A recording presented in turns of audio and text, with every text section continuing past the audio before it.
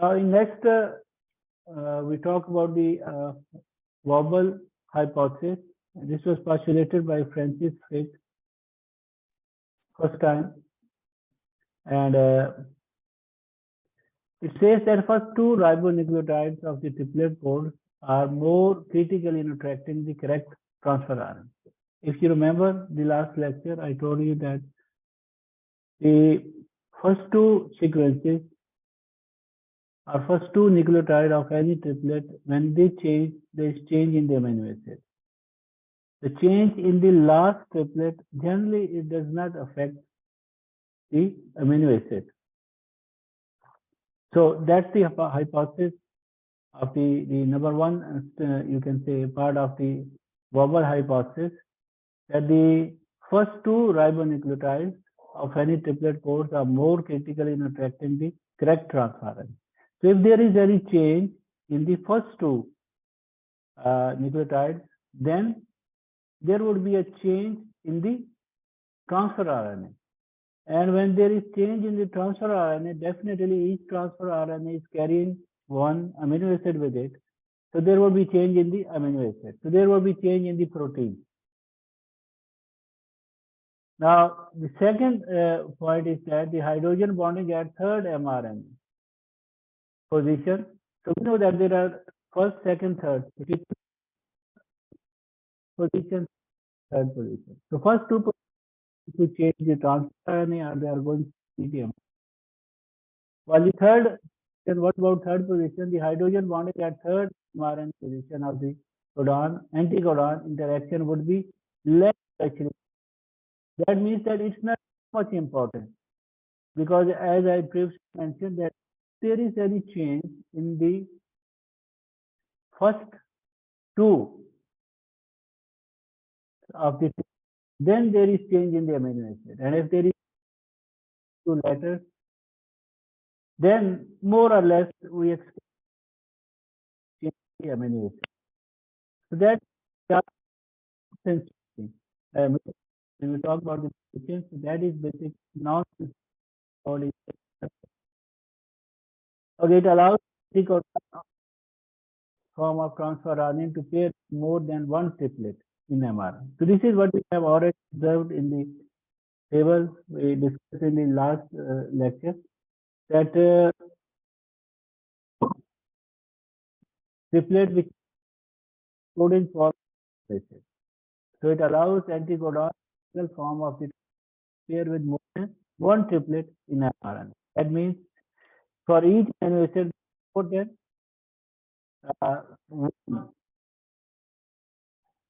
codon, except for tryptophan, where there is only one codon.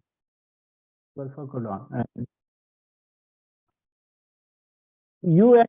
position, that end of the and pair with A about the 5 prime, 3 prime, they are of transfer or in case. So transfer, these are basically anti. These are reverse of the codon. So if anything in the mRNA is 5 prime, it would, in case of the transfer RNA, it will just. So that can A pair with the, U can pair with the A or B at the third position, that's 3 prime and the mRNA codon. So they are just the 5, we talk about the 5, the transfer RNA.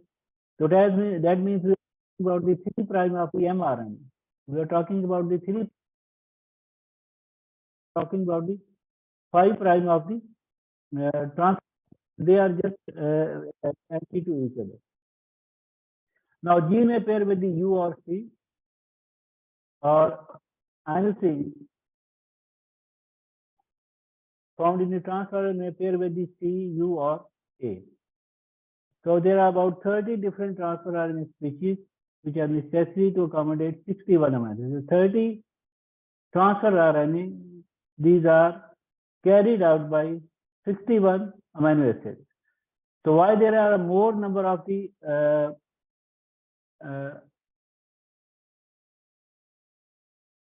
codon for amino acids, while there are only 30 transfer RNA, because there are more than one codon for each transfer RNA, or for each, we can say, amino acid. So if there are more than one, so definitely there would be more codon as compared to the anticodon, or there will be more codon as compared to the amino acid. So this was the Wobble hypothesis, and this is practically true.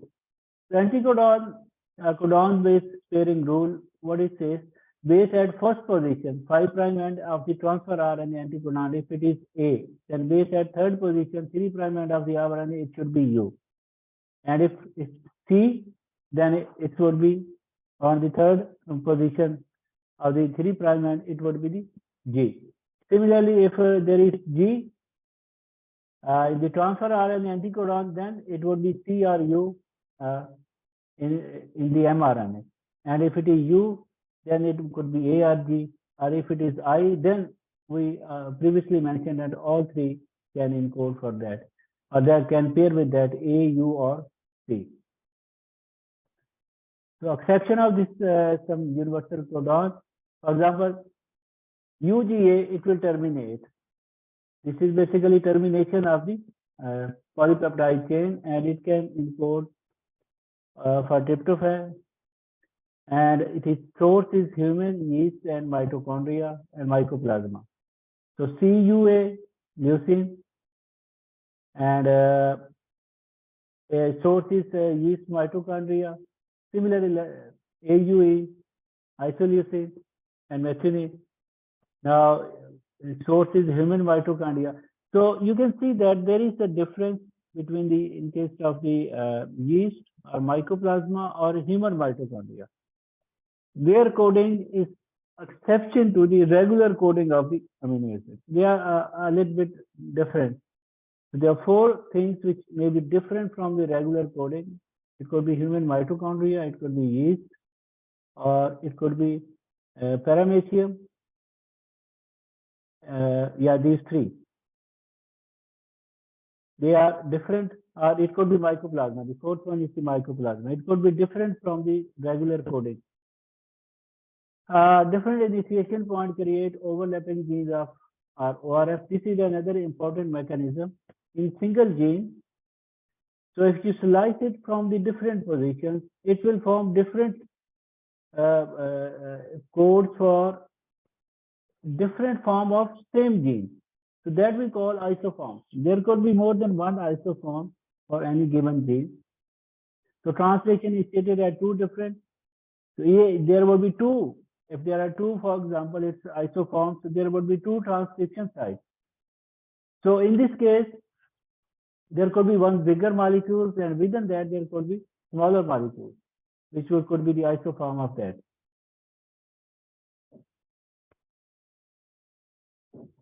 Now, for example, this one. So there are two initiation points. One here, if you can see AUG. Another one is within this big strand, somewhere middle of that, AUG. So there are two start points. So that means here initiation can occur, or on this second point initiation can occur. And if initiation can occur both of these points, so there would be two strands at the end of the day. We would have two strands. And one definitely would be bigger one, this here, and the second one would be smaller one. Now, RNA polymerase direct RNA synthesis. This is basically polymerase enzyme, which is responsible for joining up of the nucleotide monophosphatase, NPS. They are responsible for polymerization of these NMPs. They are joined together with the help of the polymerase enzyme. Just like in PCR, we use the polymerase enzyme which extends the DNA.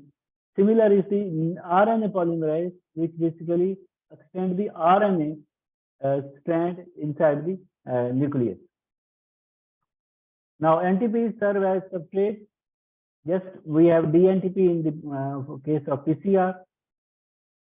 For example, NTP, RNA polymerase enzyme, this will add up and these will convert into NMPs. These NMPs will be joined together to form the RNA, and phosphate is released from here.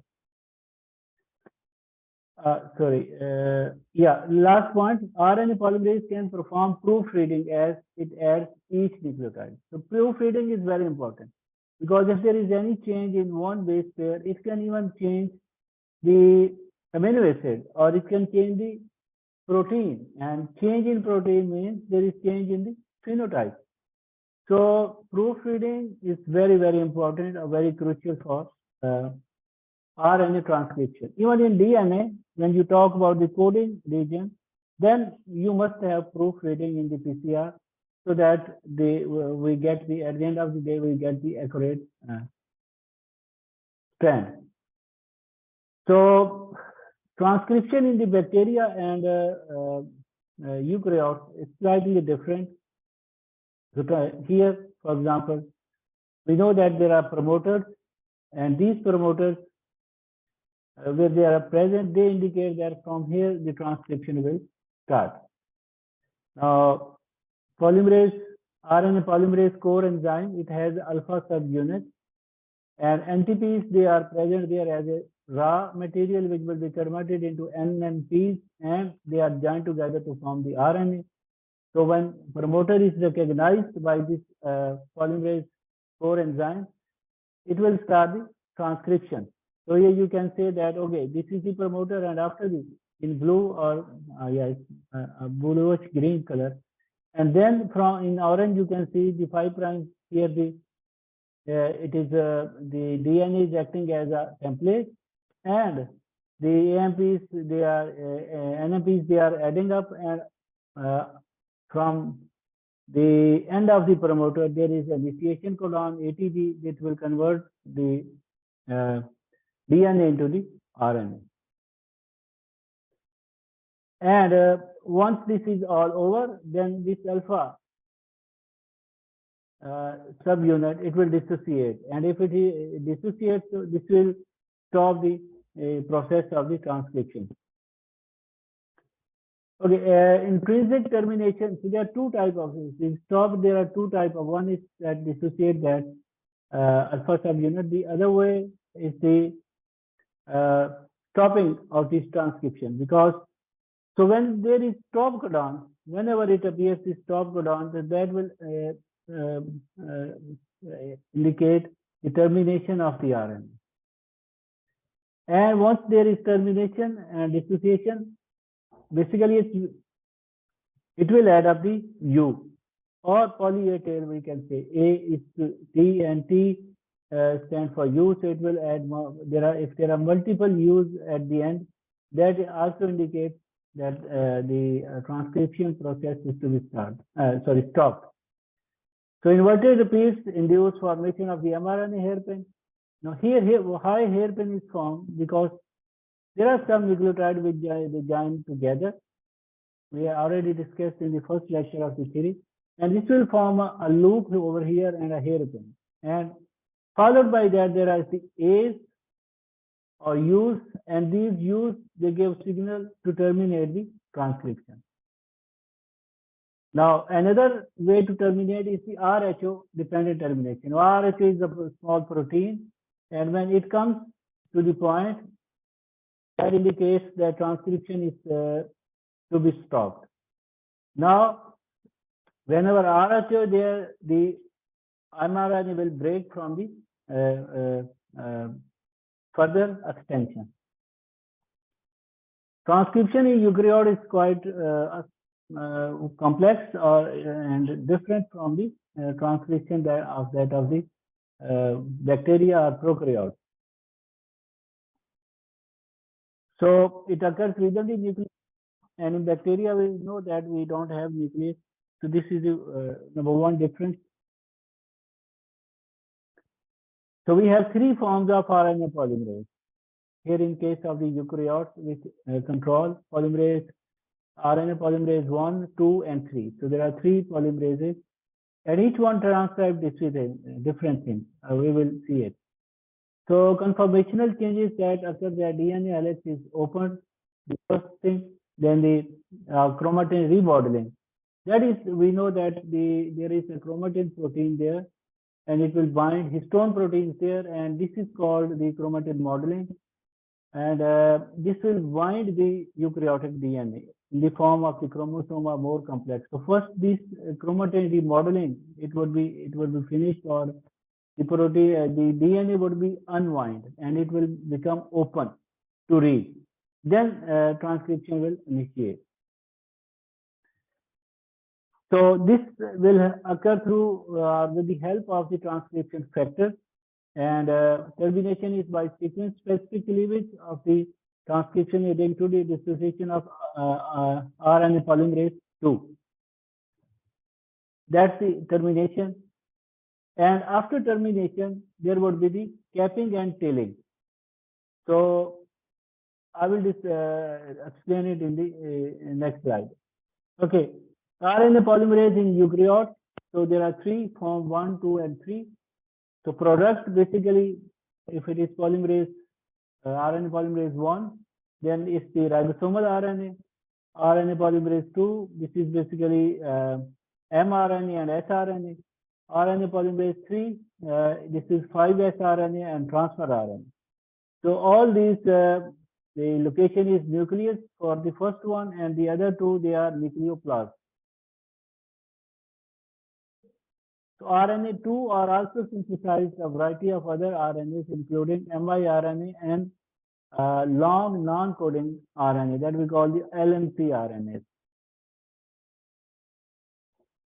So transcription initiation in eukaryotes, basically NAP1 and NAP3 transcribe transfer RNA and ribosomal RNA, while NAP2 transcribe protein coding genes. The activity of NAP2 is dependent on cis-acting regulatory elements, and these are two regulatory elements which basically control the activity of the polymerase enzyme, RNA polymerase enzyme in eukaryotes. Transcription initiation by RNA NAP2, we know that it will transfer RNA as well as the mRNA. The type of cis-acting DNA elements are elements regulatory initiation, cis and trans, there are two. So core are the promoters, and it includes the transcription start site, startup box is there. And it will, where there is startup box, close to the startup box is the promoter, and promoter means that the transcription is to be started from here onwards. Then at the end is the proximal promoter, that's the distance part of the promoter, located upstream of the start site and helps to modulate the level of transcription, because upstream the promoter before the proximal you can say promoter, there are CPG islands C and G, and these are normally methylated, and first these are to be unmethylated before we reach the promoter. Then there are the answer and silencer site. They will influence efficiency or rate of the transcription by RNA polymerase II from core promoter element.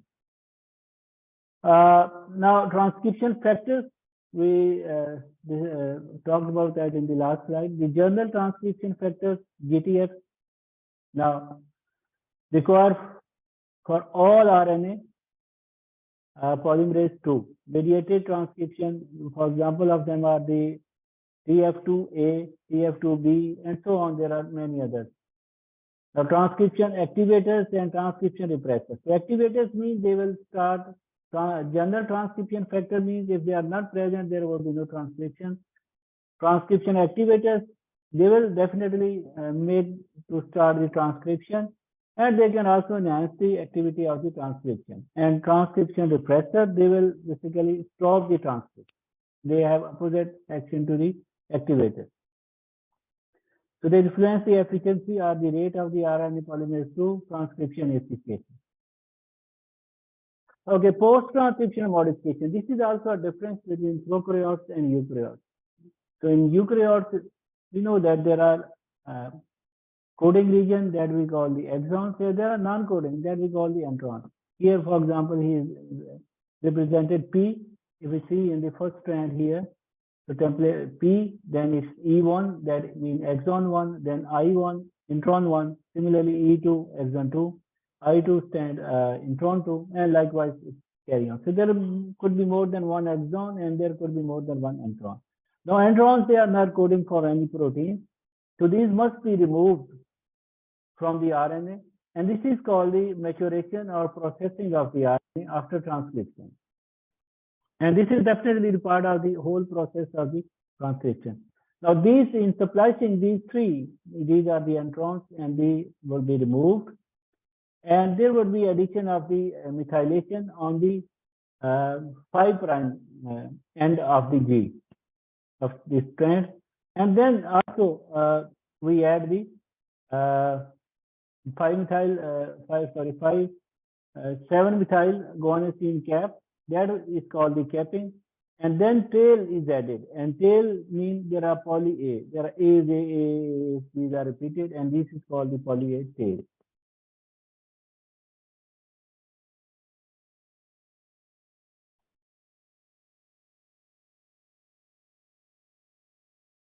Now, how these splicing occur are these introns are removed. So there are different mechanisms. One of them is there are active site within the introns, and the OH group is added to the G over there, and this will dissociate or remove this from the strand of the RNA, and we will be coming only with the exons.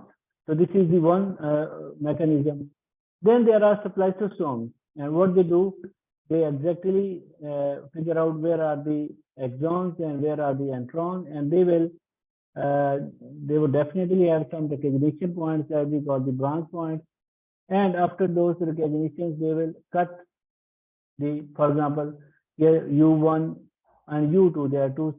U2 is going to attach on the branch point, and the U1 they are going to end at the start or at the end, and they will eventually remove this intron from the RNA. And we are coming only with the with the help of the U5. There are exons are separated, and then they will ligate together to form a single strand. That's all about the transcription. And thank you very much.